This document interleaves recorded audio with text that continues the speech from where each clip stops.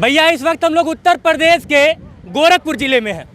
गोरखपुर जिला यानी कि मुख्यमंत्री का गृह जनपद। और इस वक्त हम लोग नौका विहार पे खड़े हैं और मेरे पीछे ये चमचमाती हुई लाइटें आपको बताएंगे कि किस तरह से नौका विहार का विकास हुआ है। मेरे मन में कई दिन से ख्याल आ रहा था कि इस विकास के बारे में आपको बताया जाए और किस तरह से सूबे के मुखिया योगी आदित्यनाथ की देखरेख में गोरखपुर का तमाम विकास कार्य हो रहा है। उसके पीछे के वजह और उसके पीछे का मकसद और उसके पीछे वाकई में क्या ज़मीनी मुद्दे पे जो काम हो रहा है वो किनके लिए हो रहा है, ये तमाम सवाल वक्त वक्त पे समय समय पे उठते रहते हैं। कुछ दिन पहले तक जब आप पैडलेगंज से एंट्री करते थे नौका विहार की तरफ, यानी कि बौद्ध गेट के से जब एंट्री करते थे नौका विहार की तरफ, तो आपको जस्ट थोड़ी दूर आने पर 100-200 मीटर आने पर दाहिने हाथ पे चंपा देवी पार्क के सामने रोड पे लाइटिंग और तमाम सजी धजी ठेले वाले मिल जाते थे। आज के डेट में उन ठेले वालों को वहाँ से गायब कर दिया गया। जब उन ठेले वालों को गायब किया जा रहा था तो सोशल मीडिया पे यह तर्क दिया गया कि बगल में ही BVIP यानी कि उद्योगपतियों द्वारा संचालित कई सारे होटल और JSR गार्डन समेत तमाम चीज़ें खुल रही हैं। हो सकता है कि उन्हीं को चलवाने के लिए उन ठेले खुमचे वालों को वहाँ से गायब कर दिया गया। अब ज़रा सोचिए कि अगर वो ठेले खुमचे वाले वहाँ पे होते तो शायद ये तमाम चमचमाती हुई लाइटें इनका खर्च नहीं निकल पाता। शायद इस वजह से हो सकता है कि उन ठेले वालों को वहाँ से हटा दिया गया और चंपा देवी पार्क से लेके यानी पैडलेगंज से लेके नौका विहार तक नो वेंडिंग जोन घोषित करवा दिया गया।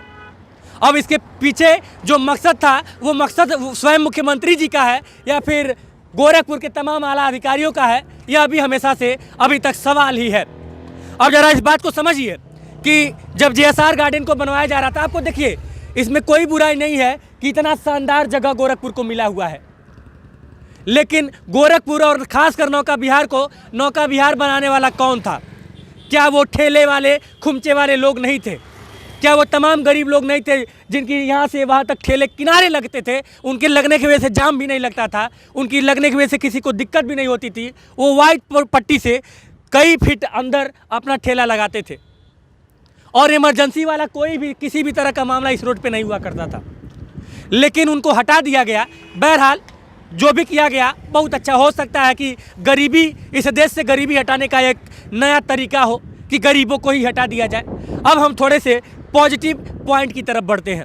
नौका विहार आज से लगभग 5-10 साल पहले, 10 साल पहले इस तरह की जो चमचमाती लाइटें और इतना जो खर्च हुआ है ये नहीं था। वाकई में उत्तर प्रदेश में 2017 में जब पहली बार मुख्यमंत्री योगी आदित्यनाथ शपथ लेते हैं, उसके बाद से फिर इसकी कायाकल्प इतने चुस्त दुरुस्त तरीके से की जाती है कि आज जो है तमाम बाहर से लोग हमेशा यहाँ पे आते हैं, घूमने आते हैं, अपने परिवार के साथ आते हैं। नहीं तो नौका विहार को हम लोग सिर्फ, रामगढ़ ताल को हम लोग सिर्फ एक ही वजह से जानते थे। यहाँ पे आए दिन जो है कोई ना कोई अज्ञात लावारिस लाश फेंकी हुई मिल जाती थी। लोग डरते थे इस जगह पे आने से, लेकिन 17 के बाद इसका इस तरह से कायाकल्प हुआ कि सब कुछ बहुत बढ़िया हो गया। आज आपको क्रूज, आज आपको नौकायन पे नौका तमाम मतलब कि मोटर बोट और तमाम सुविधाएं मिल जाएंगी, तमाम खेल की सामग्रियां मिल जाएंगी, तमाम पिकनिक स्पॉट का जो एक पूरा माहौल होता है वो सारी सुविधाएं आपको नौका विहार पे मिल जाएंगी। नौका विहार पे लोग आते हैं,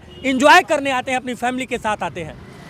नौका विहार के इस बनने की कहानी में जो सबसे अहम योगदान था ठेले खुमचे वालों का, जो अपनी दुकानों को भी इतनी बढ़िया तरीके से सजा चुके थे। वो BVIP तरीके से खुद अपनी दुकानों को, थोड़ा सस्ते ज़रूर थे लेकिन अच्छे थे, उनको पूरी तरह से ख़त्म कर दिया गया उद्योगपतियों का व्यापार बढ़ाने के लिए। तो बार बार इस सरकार पे जो सवाल उठता है कि क्या यह सरकार सिर्फ बड़े उद्योगपतियों की है, छोटे मिडिल क्लास के लोगों को ध्यान नहीं दिया जाता है, तो यह सवाल यहाँ पे भी उठा था।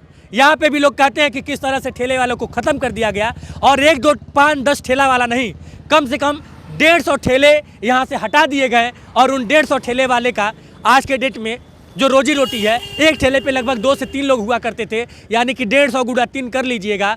इतने परिवार की रोजी रोटी चंपा देवी पार्क से चलती थी, जो अब GDA की कृपा से नहीं चल रही है।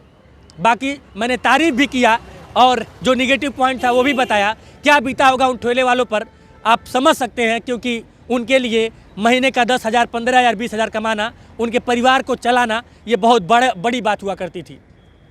खैर, इस पूरे मामले को लेकर आप क्या सोचते हैं, हमें कमेंट बॉक्स में कमेंट करके ज़रूर बताइएगा। जय हिंद।